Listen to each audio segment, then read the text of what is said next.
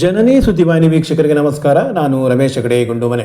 ಜಿಲ್ಲೆಗಾಗಿ ಸಾಗರದಲ್ಲಿ ಜನಾಗ್ರಹ ಸಭೆ. ಸಾಹಿತಿಗಳು, ಧರ್ಮಗುರುಗಳು, ವಕೀಲರು, ಸಾಮಾಜಿಕ ಕಾರ್ಯಕರ್ತರು, ರಾಜಕಾರಣಿಗಳಿಂದ ಮೊಳಗಿದ ಹೋರಾಟದ ಧ್ವನಿ. ಯಾವ ತೀರ್ಮಾನಕ್ಕೂ ನಾನು ಬಂದಿಲ್ಲ ಎಂದು ನುಡಿದ ಹಿರಿಯ ರಾಜಕಾರಣಿ.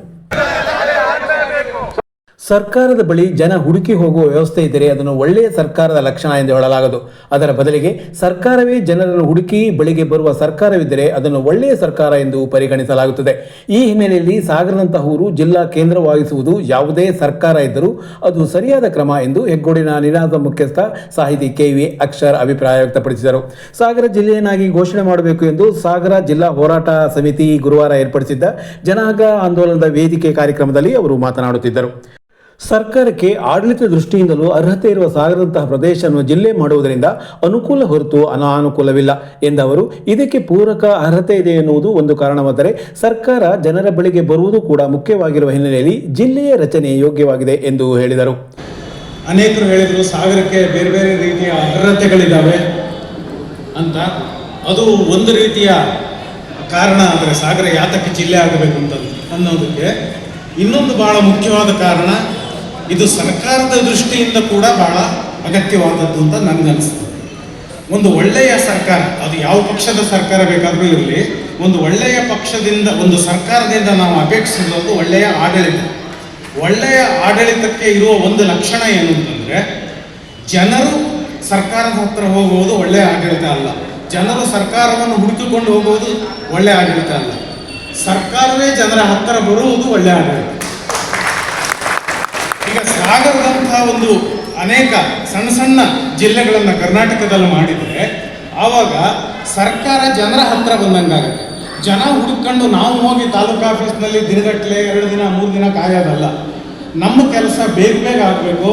ನಮ್ಮ ಆಡಳಿತದಲ್ಲಿ ಯಾವ ತೊಂದರೆ ಇಲ್ಲದೆ ಬಹಳ ಸಲೀಸಾಗಿ ನಡಿಬೇಕು. ಇದು ಒಬ್ಬ ಸಾಮಾನ್ಯ ನಾಗರಿಕನಾಗಿ ನನ್ನ ಅಪೇಕ್ಷೆ. ಆ ರೀತಿಯ ಒಂದು ಅಪೇಕ್ಷೆಯಿಂದ ಸಾಗರ ಒಂದು ಜಿಲ್ಲೆ ಆಗಬೇಕು. ಇದನ್ನು ಸ್ವತಃ ಸರ್ಕಾರವೇ ಅರ್ಥ ಮಾಡಿಕೊಂಡು ಅದನ್ನು ಜಿಲ್ಲೆಯಾಗಿ ಮಾಡಲಿ. ಸಾಗರಕ್ಕೆ ಆ ಅರ್ಹತೆ ಇದೆ ಅನ್ನೋದು ಇನ್ನೊಂದು ವಿಚಾರ. ಅರ್ಹತೆ ಇರಲಿ ಇಲ್ಲದೆ ಇರಲಿ, ಸಾಗರ ಅದು ಒಂದು ಜಿಲ್ಲೆ ಆಗಬೇಕು. ಅದು ನಮ್ಮೆಲ್ಲರಿಗೆ ಮಾತ್ರ ಅಲ್ಲ, ಕರ್ನಾಟಕ ಸರ್ಕಾರಕ್ಕೆ ಇದರಿಂದ ಉಪಯೋಗ ಆಗ್ತದೆ ಎನ್ನುವ ಮಾತು ಹೇಳಿ ಹಿರಿಯ ಮುಖಂಡ BR ಜಯಂತ್ ಮಾತನಾಡಿ, ಮಲೆನಾಡ ಸಮಸ್ಯೆಗಳಿಗೆ ನಿಜವಾಗಿಯೂ ಪರಿಹಾರ ಕಂಡುಕೊಳ್ಳಬೇಕಾದರೆ ಮಲೆನಾಡ ಜಿಲ್ಲೆಯ ಅಸ್ತಿತ್ವ ರೂಪುಗೊಳ್ಳಬೇಕು. ಅದು ಸಣ್ಣ ಜಿಲ್ಲೆಯಾದರೂ ತೊಂದರೆ ಇಲ್ಲ, ನಮ್ಮೆಲ್ಲ ಸಮಸ್ಯೆಗಳಿಗೆ ಅತಿ ಹತ್ತಿರದಿಂದ ಪರಿಹಾರ ಸಾಧ್ಯ ಎಂದ ಅವರು, ಕೊಡಗಿನಂತಹ ಸಣ್ಣ ಜಿಲ್ಲೆ ಈಗಾಗಲೇ ಅಸ್ತಿತ್ವದಲ್ಲಿರುವುದನ್ನು ಗಮನಿಸಿದಾಗ ಸಾಗರ ಜಿಲ್ಲೆಯಾಗುವುದಕ್ಕೆ ಅರ್ಹತೆ ಹೊಂದಿದೆ ಎಂದು ಹೇಳಿದರು. ಒಂದು ಸಣ್ಣ ಮಲೆನಾಡು ಜಿಲ್ಲೆ ಆದರೆ ನಮಗೆ ಆಡಳಿತ ಹತ್ತಿರ ಸಿಗುತ್ತೆ. ನಮ್ಮ ಸಮಸ್ಯೆಗಳಿಗೆ ಸ್ವಲ್ಪ ಬೇಗ ಹತ್ತಿರದಲ್ಲಿ ಉತ್ತರವನ್ನು ಕಂಡು ಹಿಡ್ಕೊಳ್ಳೋದಕ್ಕೆ ಸಹಾಯ ಆಗುತ್ತೆ. ಸಾಗರ ಜಿಲ್ಲೆಯಲ್ಲಿ ಒಬ್ಬ ಡೆಪ್ಟಿ ಕಮಿಷನರ್ ಇದ್ದರೆ ಸಾಗರದಲ್ಲಿ ಒಂದು ಆಡಳಿತ ವಿಕೇಂದ್ರೀಕರಣ ಇಲ್ಲಿ ಆಗುತ್ತೆ. ಸಣ್ಣ ಜಿಲ್ಲೆ ಆದರೂ ಪರವಾಗಿಲ್ಲ. ಕೊಡಗು ಜಿಲ್ಲೆ ಇದೆ ನಮ್ಮ ರಾಜ್ಯದಲ್ಲಿ, ಅತ್ಯಂತ ಸಣ್ಣ ಜಿಲ್ಲೆ. ಹಾಗೆ ಸಾಗರವೂ ಕೂಡ ಒಂದು ಸಣ್ಣ ಜಿಲ್ಲೆಯಾಗಿ ಇಲ್ಲಿ ಒಂದು ಅಧಿಕಾರ ನಮಗೆ ಸಿಗಬೇಕಾದಂಥ ಅಗತ್ಯ ಇದೆ. ಯಾಕೆ ಅಂದರೆ ನಮ್ಮ ಮಲೆನಾಡಿನ ಯಾವ ಸಮಸ್ಯೆಗಳು ಕೂಡ ಬಗೆಹರಿದಿಲ್ಲ.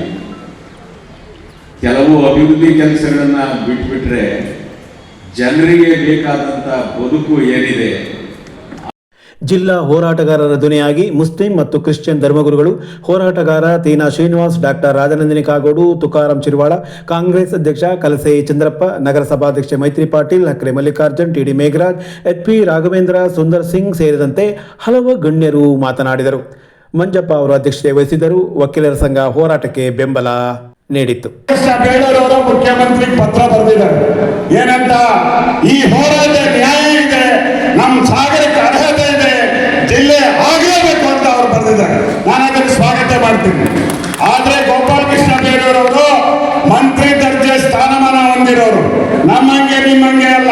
ಸಾಧಾರಣ ಜನ ಹೋದ್ರೆ ವಿಧಾನಸೌಧದೊಳಗೆ ಹೋಗಕ್ಕಾಗಲ್ಲ, ಸಾಧಾರಣ ಜನ ಹೋದ್ರೆ ಮುಖ್ಯಮಂತ್ರಿ ಭೇಟಿ ಆಗಕ್ಕಾಗಲ್ಲ. ಯಾವ ಕ್ಷಣದಲ್ಲಾದ್ರೂ ಭೇಟಿಯಾಗ ಮಂತ್ರಿ ದರ್ಜೆ ಹೊಂದಿದ ಗೋಪಾಲಕೃಷ್ಣ ಬೇಡೂರವರು ಕೇವಲ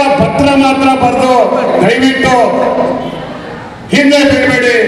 ನಮ್ಮ ಹಕ್ಕು, ಜನರ ಹಕ್ಕು. ಇವತ್ತು ಈ ಕ್ಷೇತ್ರದ ಜನ ಈ ಸಭೆಗೆ ಹೋರಾಟಕ್ಕೆ ಬರದೇ ಇರ್ಬೋದು, ಈ ಕ್ಷೇತ್ರದಲ್ಲಿ 100ಕ್ಕೂ 100 ಜನರ ಬೆಂಬಲ ಈ ಹೋರಾಟಕ್ಕಿದೆ ಅಂತ ನಾನು ಹೆಮ್ಮೆಯಿಂದ ಹೇಳ್ತೇನೆ. ಗೋಪಾಲಕೃಷ್ಣ ಬೇಡರವರು ಮುಖ್ಯಮಂತ್ರಿಗಳ ಹತ್ರ ಕುತ್ಕೊಂಡು ಯಾಕೆ ಮಾತಾಡ್ತಾರೆ ಅಂತ ಕೂತ್ಕೊಂಡು ಒತ್ತಾಯ ತರ್ತು ಆದೇಶ ಮಾಡಬೇಕು.